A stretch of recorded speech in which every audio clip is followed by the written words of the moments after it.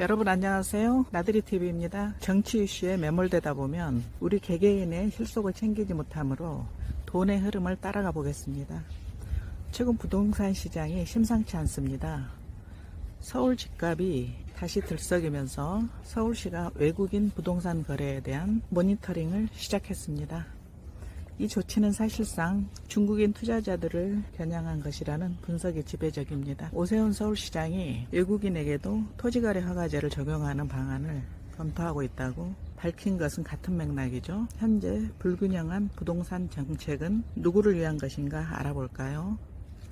외국인, 특히 중국인이 보유한 주택은 2024년 말 기준 10만 216가구에 달합니다. 분당 신도시 총 9만 7,500가구보다 더 많은 주택을 외국인들이 샀네요. 그중 중국인 보유는 56%로 집계됐죠. 그런데 여기서 우리가 주목해야 할 점은 불공평한 상호주의 원칙입니다. 중국은 토지를 국유화하여 건물에 대한 소유권만 70년 인정해줍니다. 반면 우리는 토지 지분까지 인정해주고 있죠. 더욱 심각한 것은 중국인이 중국 은행에서 대출받아 한국 부동산에 투자를 하는 경우 우리나라의 대출 규제와 다주택 규제를 적용받지 않는다는 사실입니다. 이는 국내 주택시장의 안정성을 해칠 뿐만 아니라 자칫하면 투기 수요를 부추길 수 있는 독이 될 수 있습니다. 그렇지 않아도 서울의 공급량이 부족하여 2028년까지는 집값 폭등을 예고하는 전문가가 많은데 큰일입니다. 사실 중국 자본으로 인한 집값 급등과 그로 인한 여론 악화는 전 세계적인 현상입니다. 많은 나라들이 주택시장 안정화를 위해 외국인, 특히 중국인을 겨냥한 부동산 거래 규제를 도입하고 있습니다. 뉴질랜드는 2018년부터 외국인의 기존 주택 거래를 전면 금지했습니다.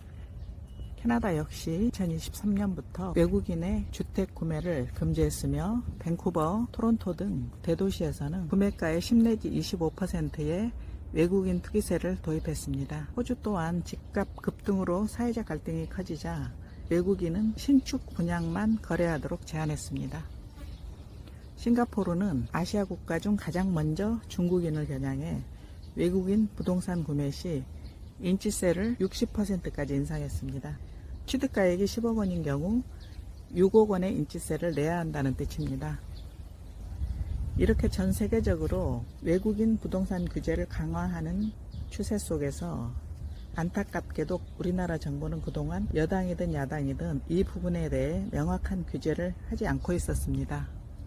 저는 상호주의 원칙에 입각하여 각 나라에서 우리 국민에게 적용하는 규제나 혜택을 그대로 적용하면 외교 마찰도 없을 뿐더러 자국민들의 주택 구입 시 불이익이 없을 것으로 생각되네요.